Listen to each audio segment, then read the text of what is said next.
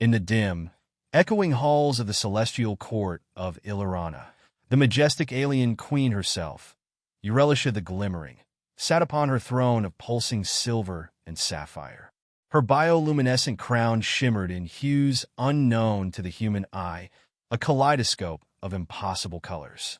Before her, with a brow furrowed somewhere between bewilderment and sheer terror, stood Frank Dobbs, the unassuming yet determined Earthling with two odd little aliens clutching his legs. Frank, a mild-mannered former hardware store owner from the sleepy town of Larrington, didn't know much about celestial courts or bioluminescent crowns. What he did know was how to handle twin toddlers, albeit alien ones. He was here to get some answers, and maybe a few intergalactic parenting tips. Franklin of Dirt, the queen began, her voice as rich and thunderous as a cosmic storm. You stand accused of abducting and concealing the rightful heirs of the Glimmering dynasty. Do you deny this charge? Frank blinked. I'm sorry, Your Majesty, but, Dirt? Yes, Dirt, the queen said, her triple set of silvery eyes narrowing slightly. Your planet, Dirt, a grubby little mud ball floating in the backwaters of the outer spiral. Now, have you or have you not kidnapped my children? Frank cleared his throat, glancing down at the twins, whom he'd affectionately named Lenny and Spork. It hadn't occurred to him that these pint-sized alien scamps, who had crash-landed in his backyard just 3 years ago, might be royalty. Royalty with a very sparkly, very irritable mother. Listen, Your Majesty, I didn't kidnap anyone. Lenny and Spork just sort of showed up, and they've been living with me ever since. The queen's many eyes twitched, her ethereal voice rumbling through the court. You named my offspring Lenny and Spork? Frank felt his cheeks flush. Well, yeah, I didn't know they had other names. A collective gasp rippled through the court of Illyana, where alien dignitaries of every conceivable shape and size watched with barely contained horror. Among them, a particularly gelatinous scribe nearly dropped its quill. Lenny and Spork, meanwhile, seemed unbothered by the proceedings, cheerfully blowing bubbles from their 3 nostrils and tugging on Frank's pant leg. Father, Lenny, or as the court would later reveal, Prince Zartulii the forthwith chirped, "Can I have snack?" Queen Eurelisha's face softened, just a little, as she watched her lost children, now very much attached to this scruffy Earthling. Franklin of Dirt, she said more gently, perhaps it is time you tell me exactly how my heirs came to be under your paternal jurisdiction. Frank scratched his head. All right, well, it all started with a storm, the biggest I'd ever seen. Lightning, hail, the works. Right in the middle of it, I heard a crash outside my house. Thought it was a tree coming down, but when I went outside, there was this little spaceship, or, well, pieces of it. And there they were, these 2 princes. Frank paused, frowning. They were wearing pajamas with stars on them and little slippers that blinked every time they took a step. I thought it was a little strange, but hey, I figured it was some new kid's toy from Japan or something. So I took him in. The queen raised a glowing eyebrow, intrigued. And did it not strike you as odd that they had 3 nostrils, 6 eyes, and communicated initially through a series of high-frequency chirps? Well, yes and no, Frank admitted. See, there was that whole big alien invasion movie marathon on TV that night, so I thought maybe, I don't know, maybe I'd fallen asleep watching it. By the time I realized it was real, those 2 were halfway through a gallon of my milk. Queen Eurelisha's voice softened just a touch. They survived on your sustenance? Oh yeah, Frank chuckled. Milk, peanut butter sandwiches, spaghetti, you name it. Turned out they loved everything. Only things they didn't like were green beans and anchovies. But hey, who does? The court shifted uncomfortably, as if this entire exchange were somehow improper. And yet, Eurelisha seemed captivated by the story of Frank's unorthodox parenting.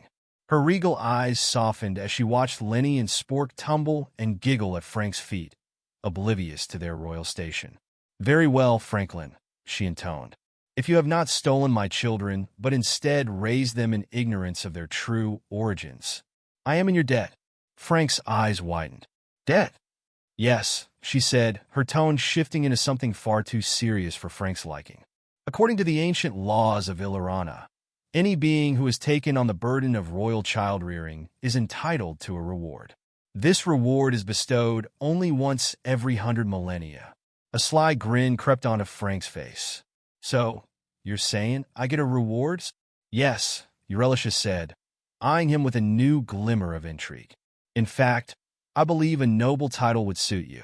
Franklin the Humble, protector of the royal spawn. Frank's mouth twisted into a half-smile. So, I get to be a royal babysitter? Indeed, the queen said, a faint chuckle escaping her. A babysitter for my heirs is a prestigious role. Only the most courageous beings are permitted to protect the royal line.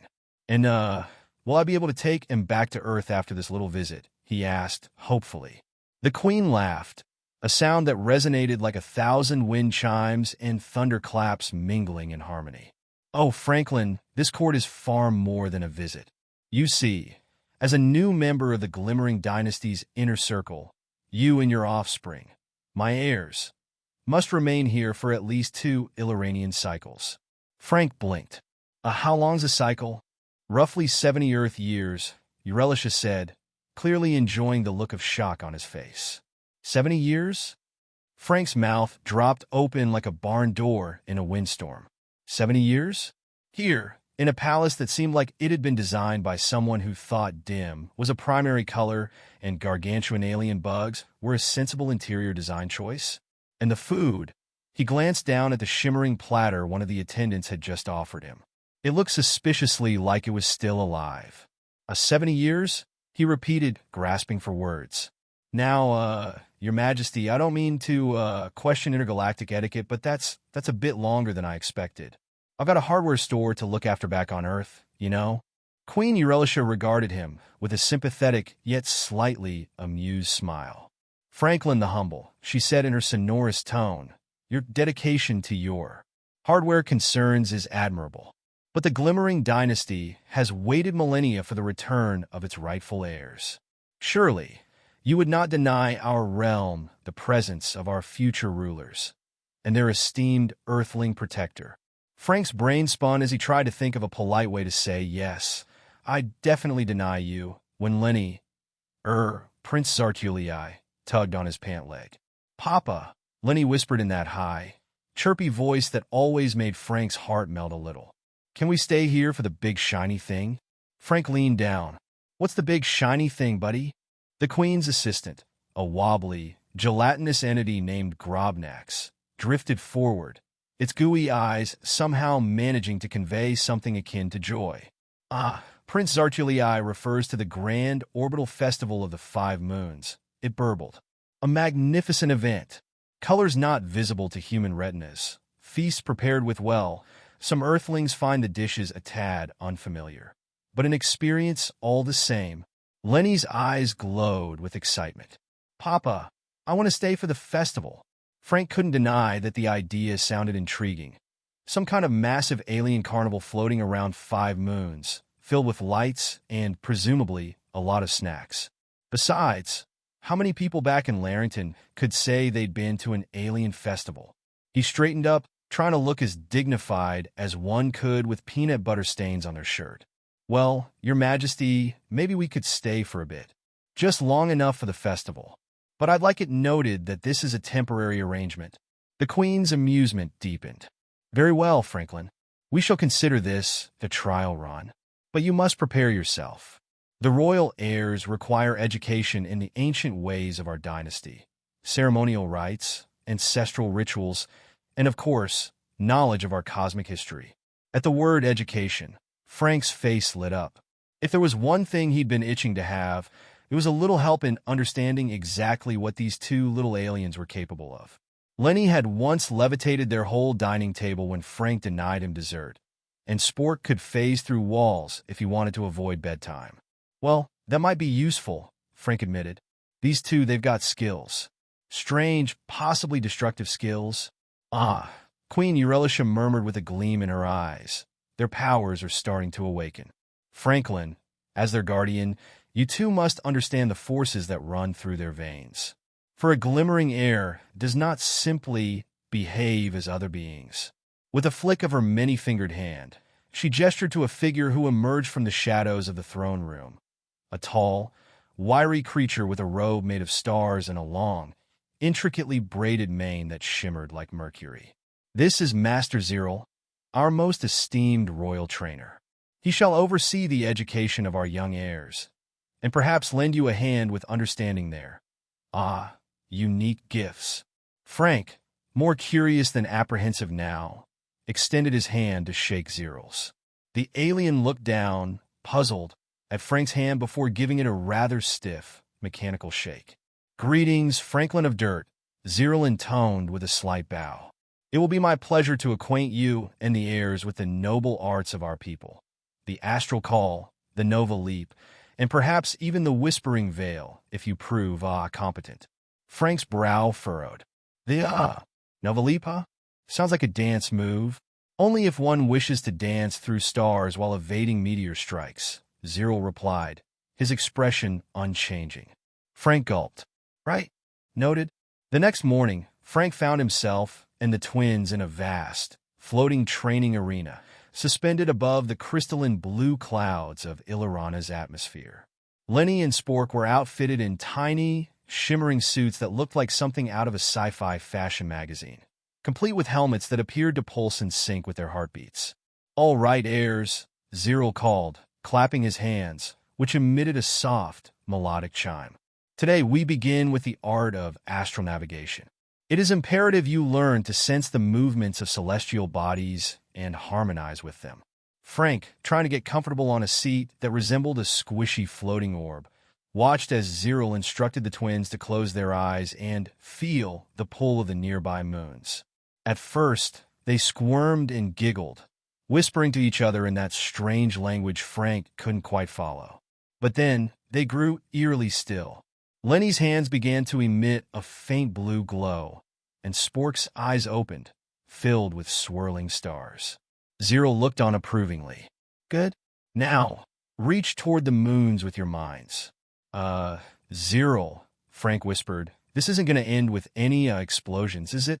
"Only if they lose focus," Ziril replied nonchalantly.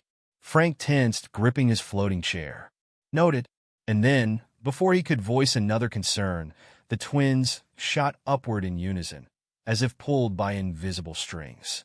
They rose through the air, their tiny hands extended, each fingertip leaving trails of stardust. "Oh boy," Frank muttered. "I really hope the hardware store's still standing when I get back." Just as Frank thought he'd seen it all, Lenny and Spork drifted higher, and the entire arena began to hum, a deep, resonant sound that seemed to vibrate through every molecule in his body. With the twins now orbiting above him, Frank could see sparks of energy bouncing between them like mini lightning bolts. They were floating, glowing, and apparently pulling celestial energy out of the air like it was spaghetti. Frank squinted, rubbing his eyes in disbelief. "So, is this normal for their age?" Ziril nodded solemnly, keeping his eyes on the twins. "Quite normal for heirs of the glimmering dynasty. The astral call flows within their blood. They are attuning to the celestial harmonics of the 5 moons, but this is merely a warm-up exercise." "Warm up, you say?" Frank mumbled, half wishing he could reach out with an extra-long shepherd's crook and pull his kids back down to the safety of Earth, where the only things they ever needed to harmonize were peanut butter sandwiches and reruns of Space Rangers 4.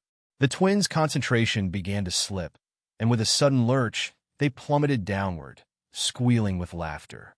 Frank sprang up, arms open, but instead of a fatherly catch, he found himself clobbered by a twin tidal wave of energy as Lenny and Spork crashed into him.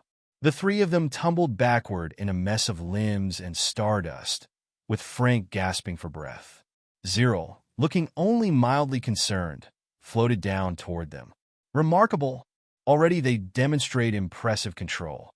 Though I must say, Earth gravity seems to dull their focus."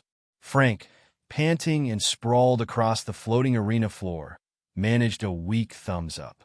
"Right? Just a little more practice and they'll be intergalactic pros in no time." The twins were giggling and poking each other, as if they hadn't just accidentally tried to harness the power of 5 moons. Frank took a shaky breath and sat up, casting a pleading glance at Zero. Maybe we could try something a bit more grounded? You know, basic royal stuff like waving politely, or I don't know, not vaporizing the babysitter.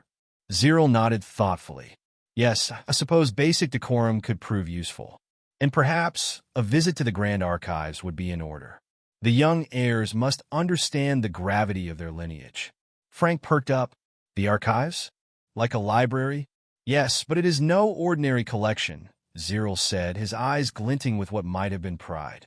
The Grand Archives contain knowledge spanning eons, entire histories, prophecies, and records of every member of the glimmering dynasty. There, they may witness their ancestors' deeds and perhaps learn from them.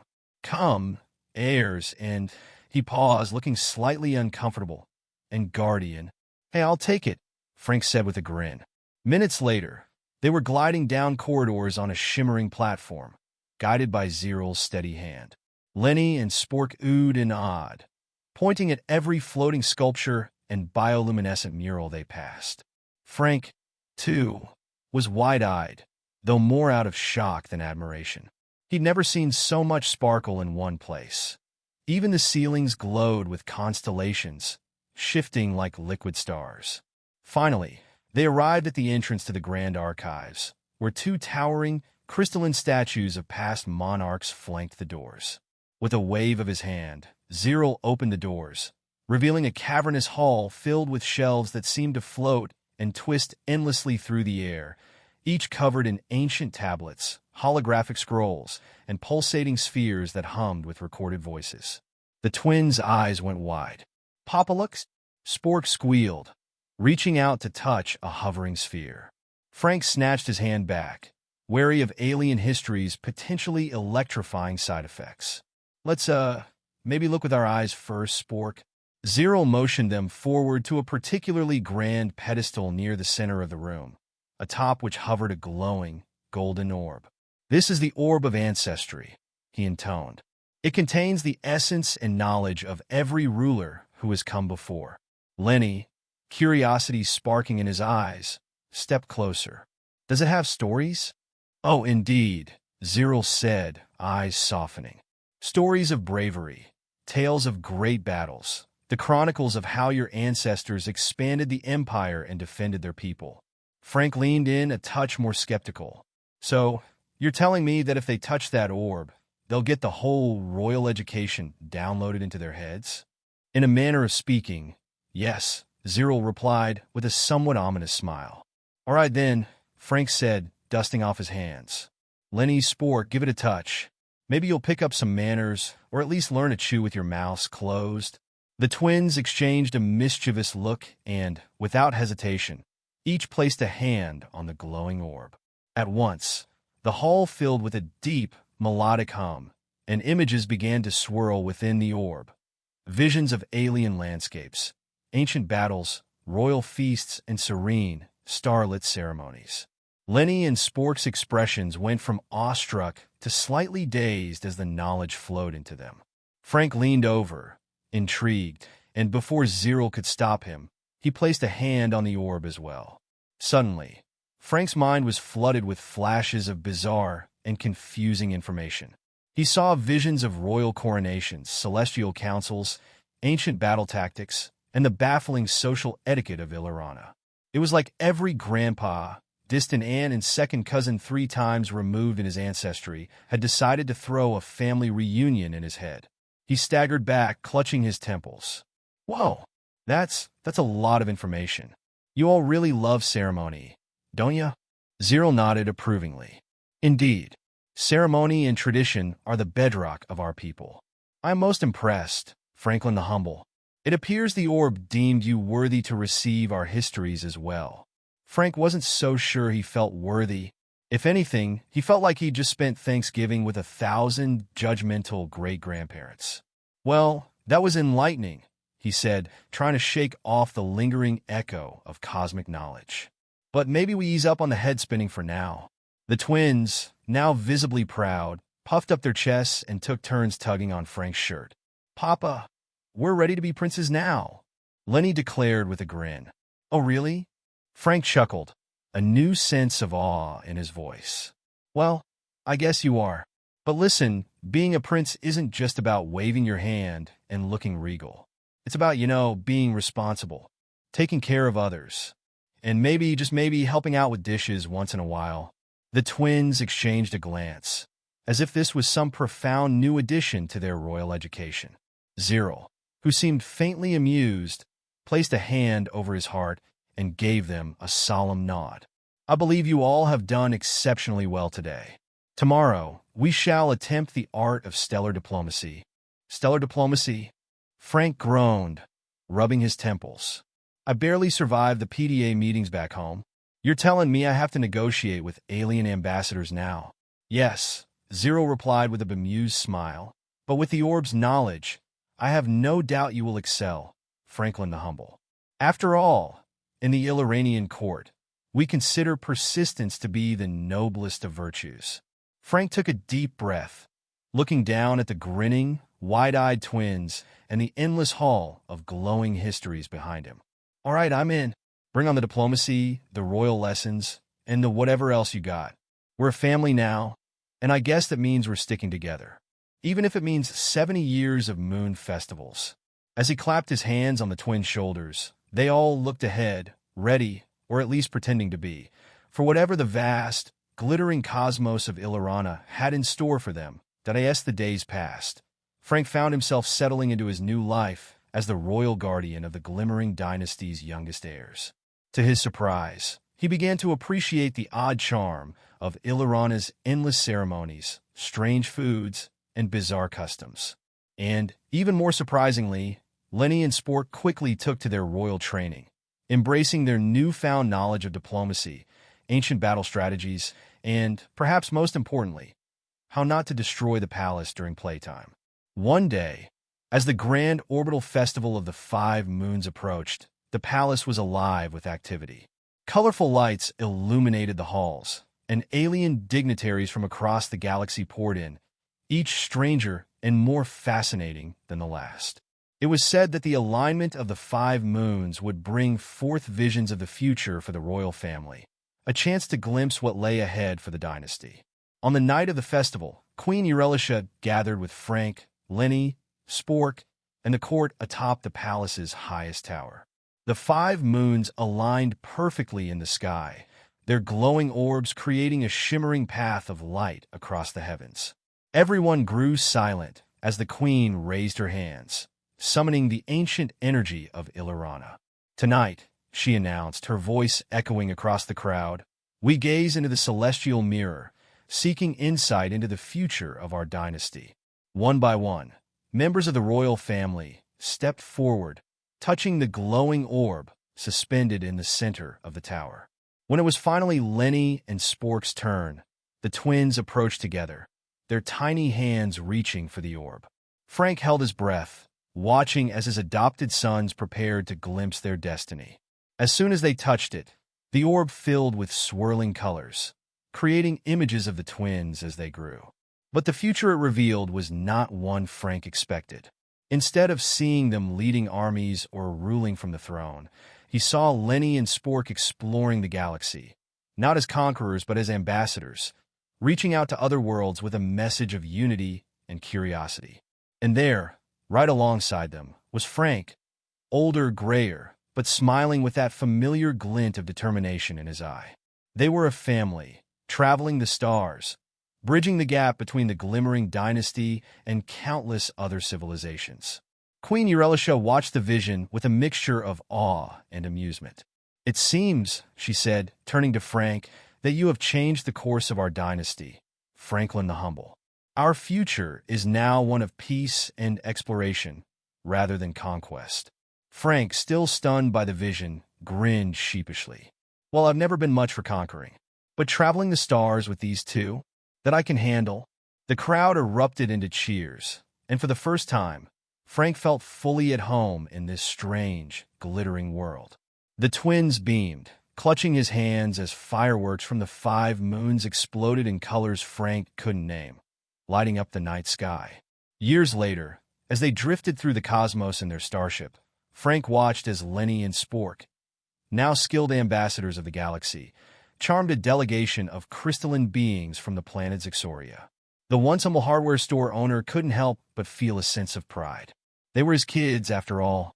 And as they set off toward the next planet, Frank leaned back in his chair, his hands behind his head, ready for whatever new adventure awaited them. After all, family meant sticking together, whether that meant bedtime battles or saving the galaxy. He was right where he belonged.